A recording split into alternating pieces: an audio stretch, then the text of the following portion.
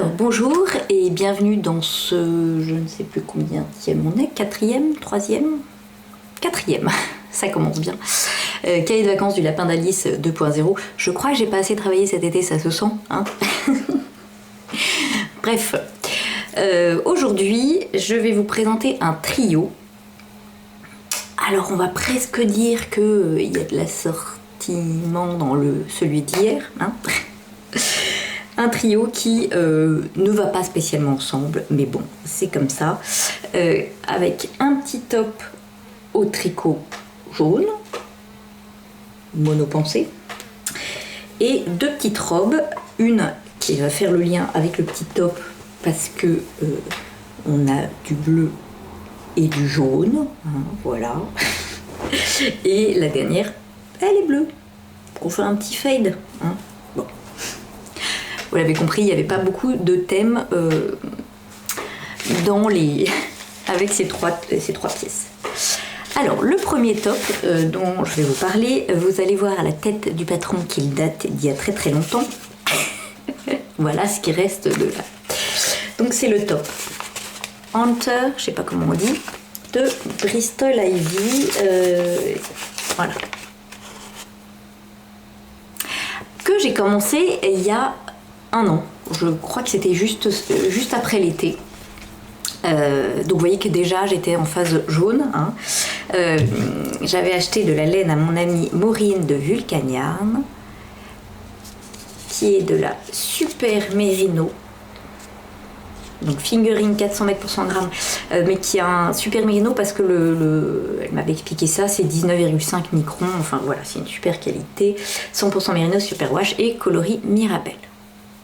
Voilà, j'avais craqué pour ce coloris-là, qui est jaune aussi, mais plus nuancé que celui de Madeleine et Philibert, vous voyez, et avec des petites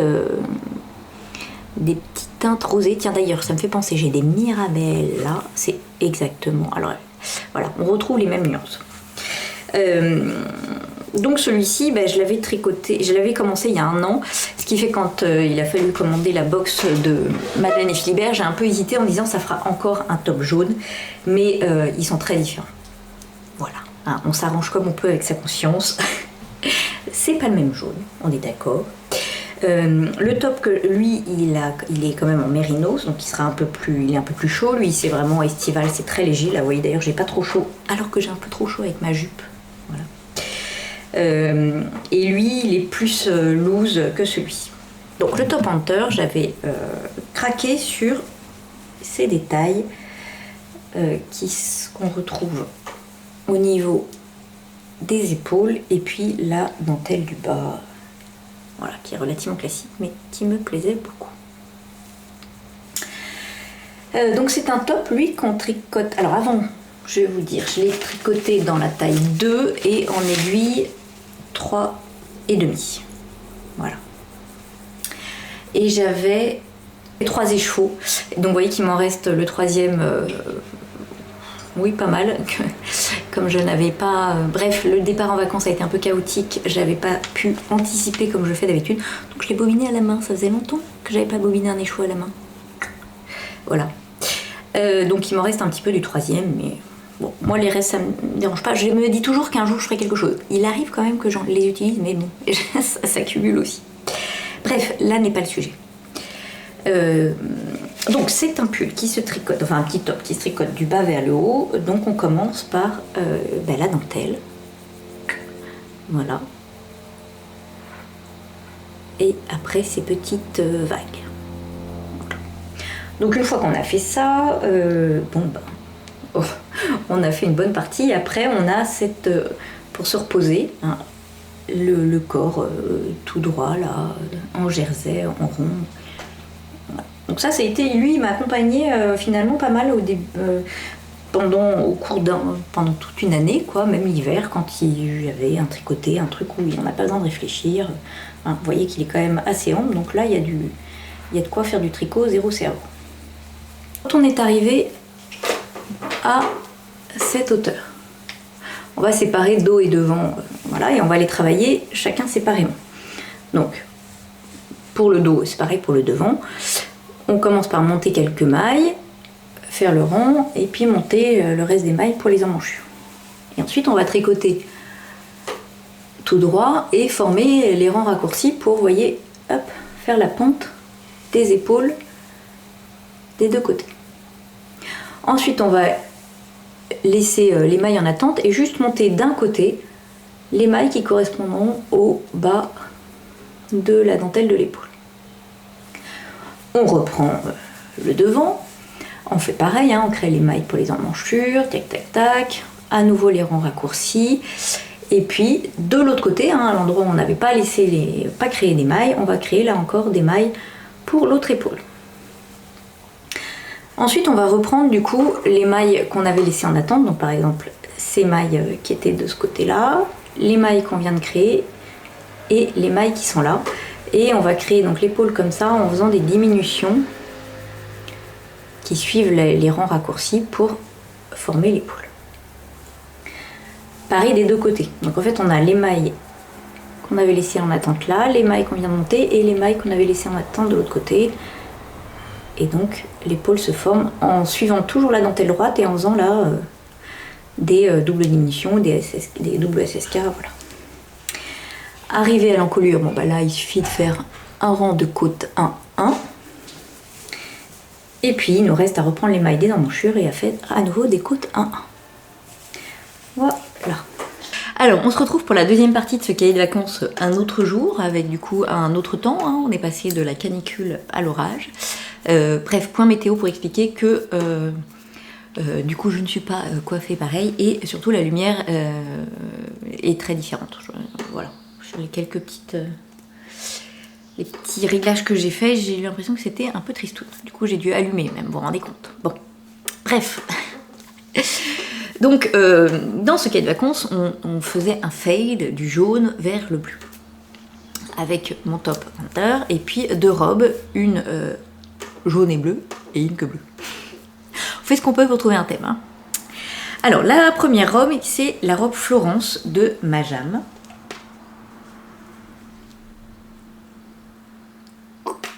Voilà, qui est une robe que j'avais déjà réalisée dans le cadre de leur box couture et que j'adore. Voilà, j'aime beaucoup cette robe qui est élégante, saillante, dans laquelle je me sens bien et jolie, ce qui n'est pas désagréable. Voilà, avec toujours des explications au top et qui rendent la couture agréable. Bref, c'est vraiment un patron que j'aime beaucoup. Et donc, j'avais en tête de la refaire depuis longtemps. Pour vous dire, c'est-à-dire ce tissu que j'ai utilisé, je l'ai acheté avant l'été dernier, pas 2022, mais je l'avais acheté en 2021. C'est un lin viscose également qui vient de chez Majam et qui m'avait fait craquer tant par les couleurs que par le motif, quoi. Voilà, un tissu qui invite au voyage. Et puis, bon, bref, comme souvent, on a trop de projets pour l'été, j'avais pas eu le temps de le réaliser. Donc là, cet été, j'ai eu à cœur de le réaliser. Et puis je la voyais vraiment avec ces couleurs comme robe de vacances, quoi. Voilà, dès que c'est un fond clair, c'est un petit peu des associations d'idées. Voilà, vraiment pour les vacances. Donc voilà. Sauf que comme c'est un lin viscose, c'est un tissu qui est un peu transparent. Enfin moi j'ai trouvé trop transparent pour l'utiliser tel que. Donc j'ai doublé entièrement ma robe avec une viscose blanche toute simple. Alors, donc la robe Florence, je la réalise en taille 38 sans aucune modification, mis à part là le fait de la doubler. Hein. Mais sinon, aucune modification. Et elle est caractérisée du coup par donc, les devants avec ici des fronces pour la poitrine, ce joli empiècement en triangle dans lequel on vient insérer un galon de dentelle, si on veut, hein, voilà, que j'avais acheté aussi chez Majam, hein. Petit galon bleu marine, j'avais acheté en même temps que la robe voilà, parce que je savais que je voulais refaire en même temps que le tissu pour refaire cette robe. Le dos d'un corsage, hop, avec des pinces, histoire de, là encore, bien cintrer la robe. Et puis les jupes, ce sont des trapèzes, voilà, tout simple. Elle est fermée sur le côté par une fermeture éclair invisible, hein, qui est pas mal invisible là pour le coup. Voilà. Et puis les petites manches, sont des petites manches toutes simples.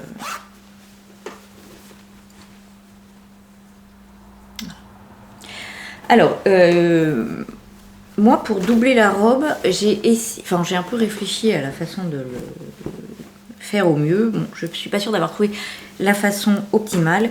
Ce que j'ai fait, c'est que j'ai doublé le devant, donc endroit contre endroit, histoire d'avoir des jolies finitions. Donc j'ai fait, vous voyez, l'empiècement en doublure, voilà, l'empiècement devant pareil, et puis je les ai rejoints par l'encolure. Pareil pour le dos. Voilà. Et puis les jupes devant et les jupes dos sont donc cousues après à chaque corsage, quoi. Du coup, je me retrouvais avec un devant en une seule pièce, quoi, entièrement doublé, et un dos en une seule pièce entièrement doublé. Et j'ai choisi de coudre après voilà, le dos et le devant doublés comme une seule pièce, ce qui fait que j'ai les coutures de côté apparentes. C'était peut-être pas l'idéal, mais sur le moment, j'ai pas trouvé de solution à la fin optimale et pas trop complexe. Bon, je crois qu'il est possible que j'ai envie de finir ma robe, parce que j'aurais pu après essayer de faire des plus jolies finitions en fourreau pour voyez pas avoir les bords de la fermeture éclair, ce qui est pas très élégant, mais bon. C'est comme ça. Et c'est d'autant plus dommage que du coup en bas j'avais donc les devants en tissu et doublure et pareil au dos comme une seule pièce, et donc j'ai dû faire un ourlet commun entre le tissu extérieur et la doublure. Alors vous pouvez me dire comme ça, c'est pas très grave, c'est effectivement pas très, ça aurait été pas très grave si j'avais lavé la doublure auparavant. Parce que la viscose là a rétréci au lavage, qui n'est pas le cas du tissu extérieur, et du coup ça fait une différence de longueur forcément entre le tissu extérieur et la doublure.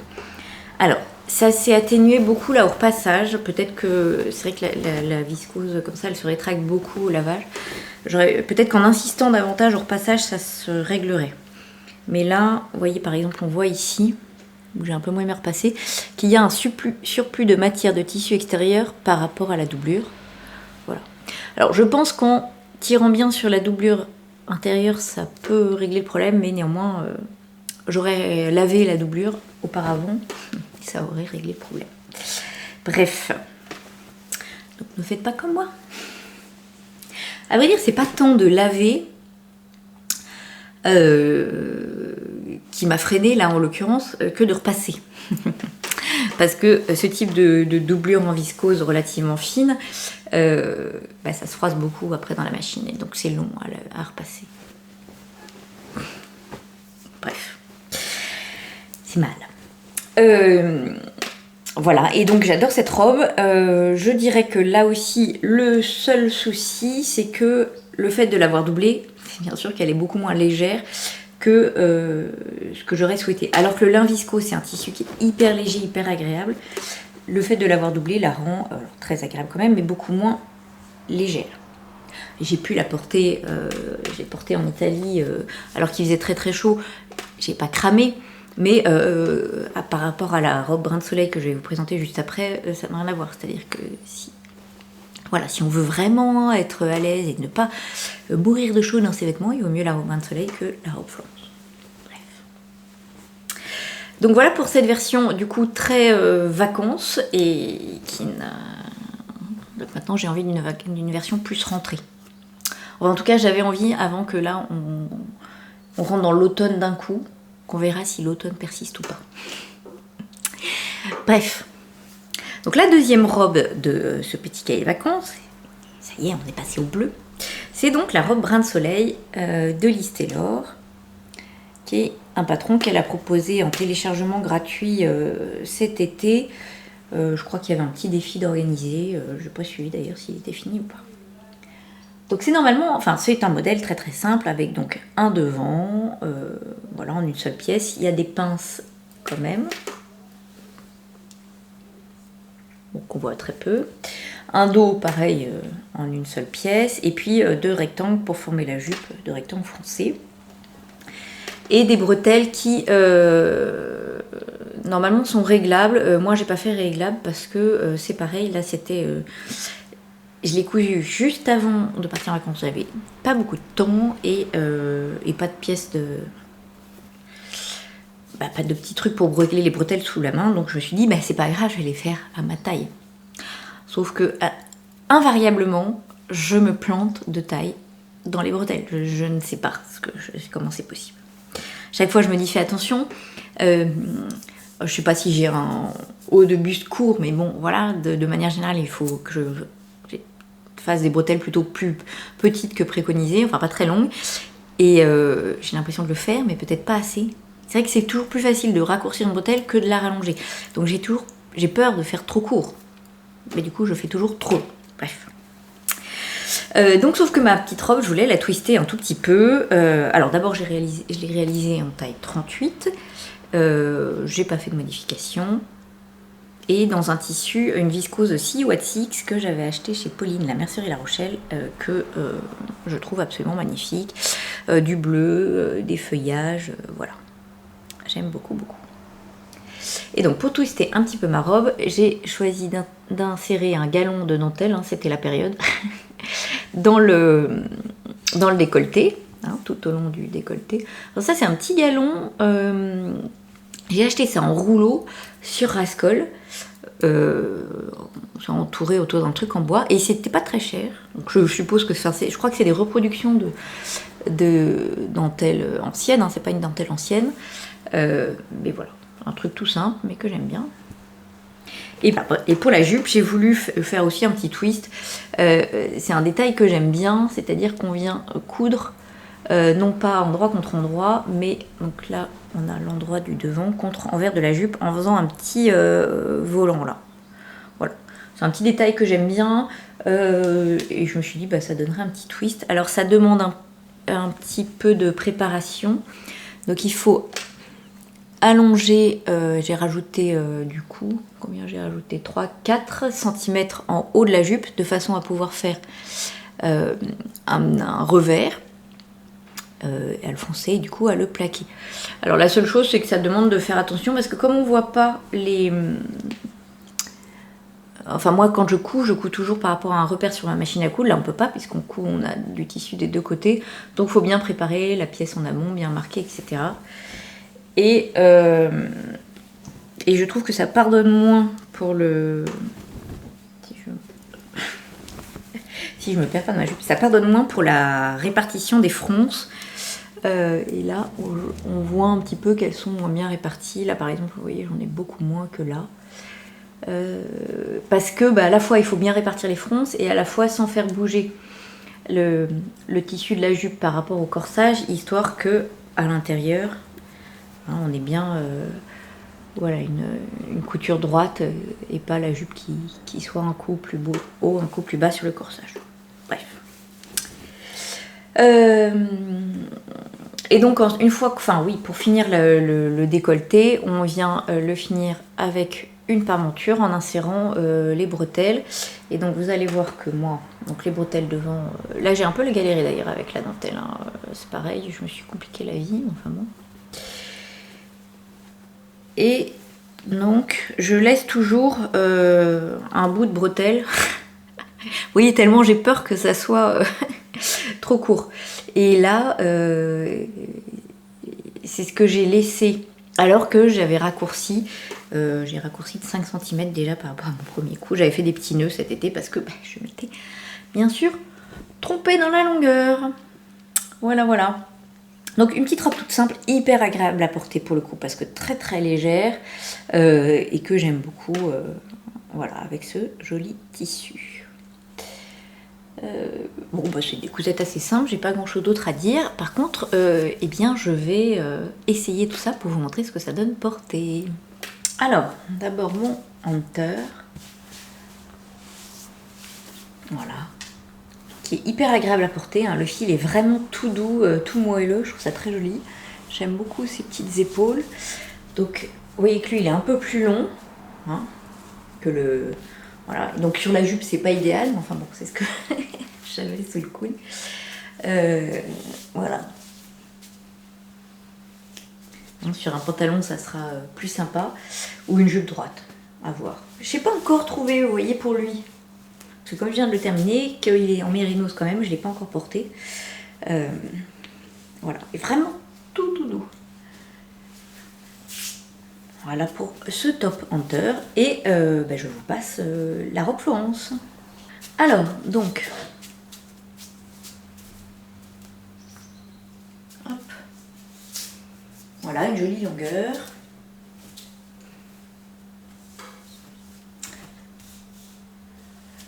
Voilà, vous voyez que du coup... là, alors, c'est là où je vois que ça a rétréci un peu parce que ça me sert plus qu'avant. Mais très joli. Voilà, je trouve que la forme est très saillante. Le décolleté, très joli. Voilà, ça centre bien la taille.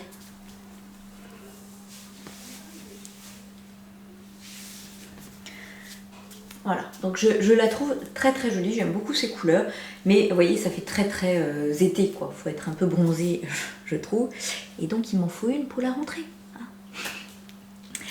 Allez, je vous passe la robe bain de soleil. Alors du coup, celle-ci, c'est... Hein, quand la mettant, on a une fraîcheur, voilà. Vous voyez, quand elle paraît très large, je trouve, cousue, mais en fait, elle est large, on est bien, mais ça fait pas, entre guillemets, sac à patate. Voilà. Donc j'aime beaucoup avec mon petit galon là. Les bretelles tombent bien sur les trucs de soutien-gorge. Mon petit volant. Voilà. Hop. Le dos.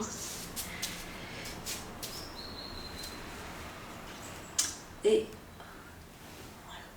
Hyper légère, aérienne, très agréable à porter. Vraiment pour l'été, super. Donc voilà pour ce cahier de vacances jaune et bleu. Aucun rapport, hein. N'allez pas voir de rapport Clermontois. Bref, qui j'espère vous aura plu. C'est bien la première fois depuis que nous sommes rentrés que j'ai un peu froid. Voilà, mais ça fait du bien. Bref, j'espère que ce petit opus vous a plu et je vous dis à demain pour un prochain cahier de vacances. Au revoir.